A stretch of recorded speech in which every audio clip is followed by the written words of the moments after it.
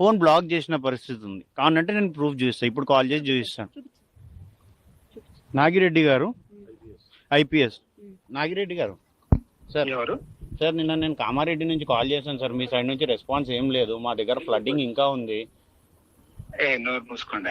నేను పిచ్చా మీకేమన్నా ఉద్యోగం కరెక్ట్ గానే చేస్తున్నారు కదా అందరూ. ఉద్యోగం ఏంటి సార్? మా వాళ్ళు నిన్న almost life and death situation లో ఉండే సార్. చూస్తున్నారు కదా, ఇది రెస్పాన్స్ అండి గవర్నమెంట్. ఆయన ఏంటండి పబ్లిక్ సర్వెంట్.